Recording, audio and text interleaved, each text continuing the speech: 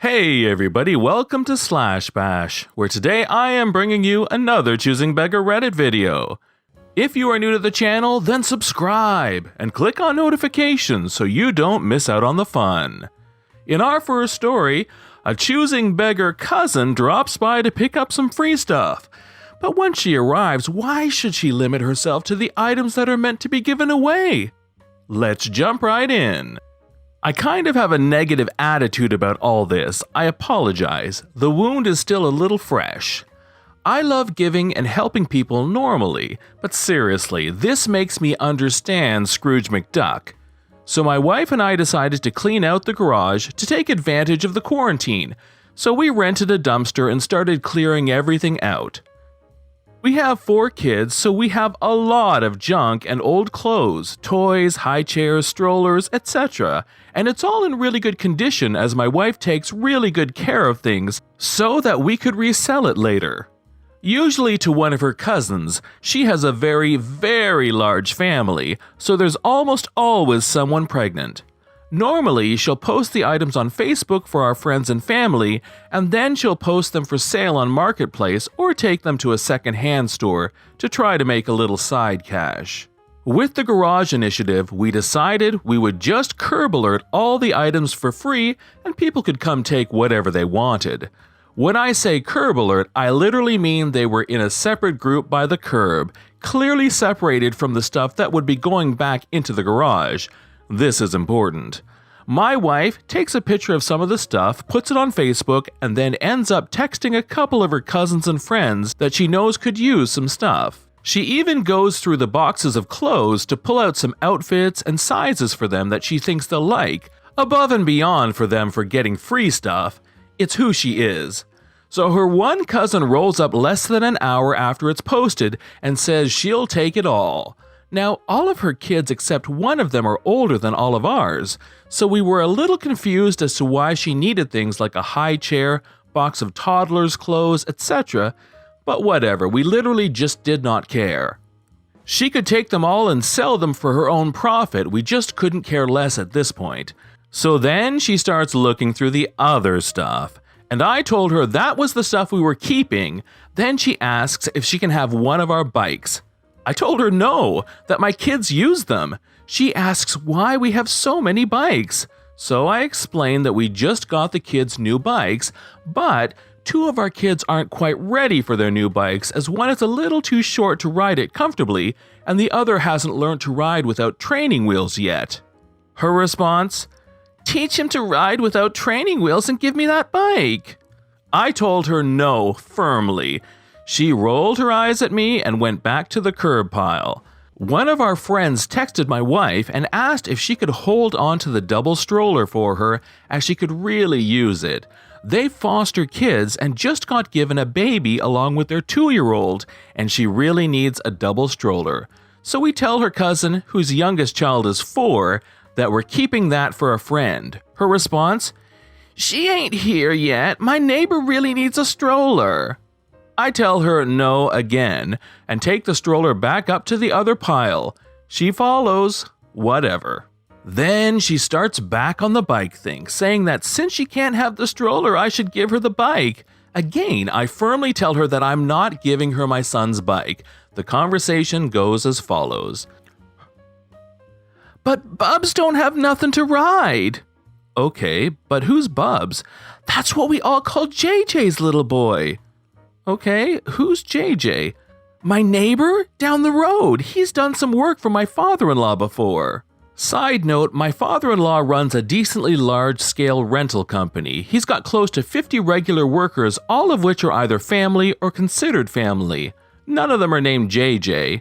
Yeah, I don't know JJ, but even if I did, he can't take my son's bike. She goes on to talk about how I could just go buy training wheels for the new bike because they're cheap, and that Bubs is going to be crushed not to have a bike. I asked why he would be expecting a bike in the first place. This goes on for a solid 5 minutes before I finally just tell her that she needs to pack up and leave. This is when I finally lost it. Okay, but I need y'all to load my car for me. For real, I just worked an 8-hour shift and then went home and cooked fajitas for the kids. There I am, covered in sweat, garage dust, dumpster funk, after having woken up early to work my 8 hours, I work from home, being told that she's too tired to load up the free stuff I just gave her. Whatever though, I don't care at this point and start loading up the car, with her teenage daughter sitting in the front seat playing on her phone, and she has the audacity to move my son's bike over to the pile I'm loading from. I ignore it, of course, and keep loading and then close the tailgate. You forgot something! Get off my son's bike, you can't have it. Oh, come on! You know you're just going to give it to me anyway, just load it up and let me leave. I finally snapped and told her that if she didn't leave, I would unload all of the stuff I just loaded and she could leave with none of it. She promptly left. So, the wife has a huge family, and at least some of them seem to live quite close. I really hope that the rest of his wife's family aren't like this lady. In story 2, we have a personal trainer who has finally lost it with choosing beggars. I'm just gonna say one thing. With the unfortunate closures of gyms, this has brought me a lot of messages from people outside of the guys and girls I train who want to train at home with or without equipment, and some who also want diet advice to stop becoming fat over this time. Stop eating as much stuff? While it's awesome that people are so into their training or keeping fit, what is amazing is the amount of people who think I should do them this service for free. I run a business, guys. Just because I don't work out of a gym at the minute doesn't mean I suddenly don't need to make a living. I've had people try to barter with me, or even write stupid dumb flip stuff like, "You're only telling me a few bodyweight exercises to do. Can you not just tell me for free?" How's flipping no suit you? If you think that's all there is to it, why are you bothering me and taking me away from spending time with my boy if you can go on YouTube and do it yourself? Tatty bye, off you pop and see you later. If you do want legit help, my fees are very reasonable and I'll bend over backwards to help you. Much love. Hashtag don't take the piss. I am really sympathetic to personal trainers and gyms in this time.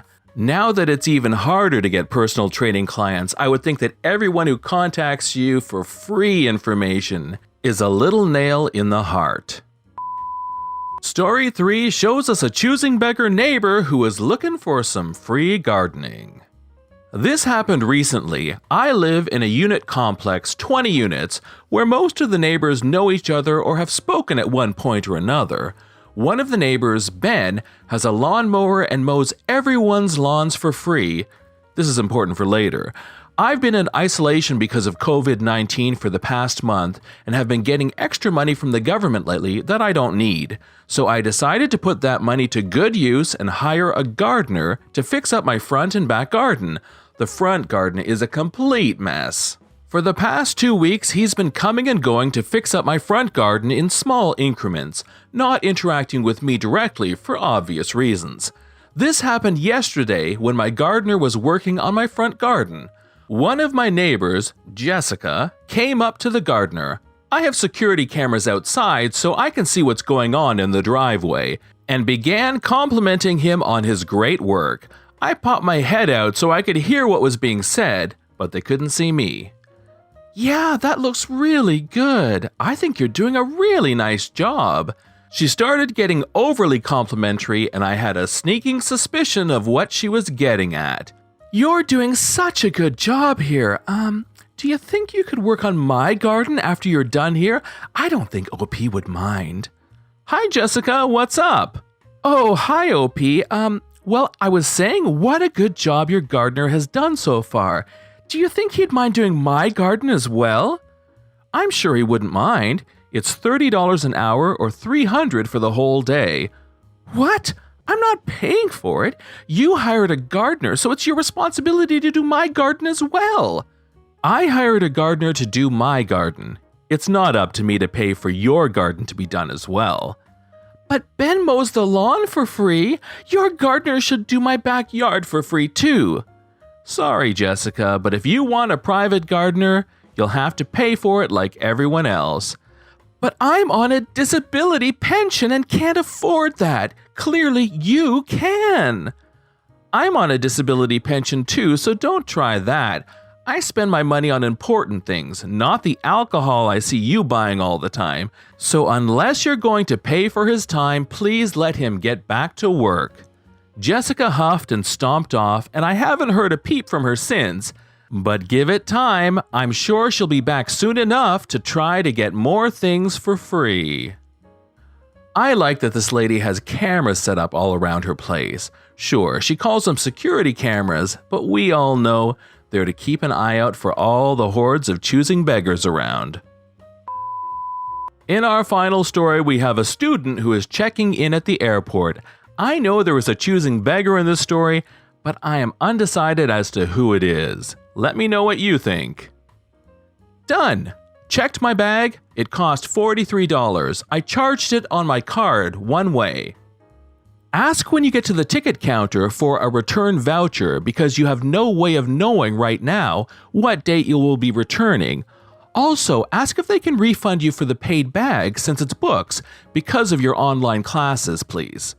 They probably won't refund the bag, Mom, laugh my butt off, but I'll ask about the return voucher.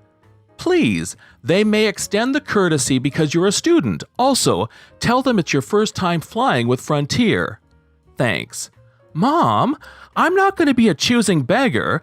That's not a good type of person to be. That's not begging. That's just being a smart consumer. Then you pay yourself because they may shut down the casinos and then we won't get a paycheck. Be reasonable. Mom, they 100% won't give me a checked bag. If you don't ask, you don't get anything. You can even call up and ask them.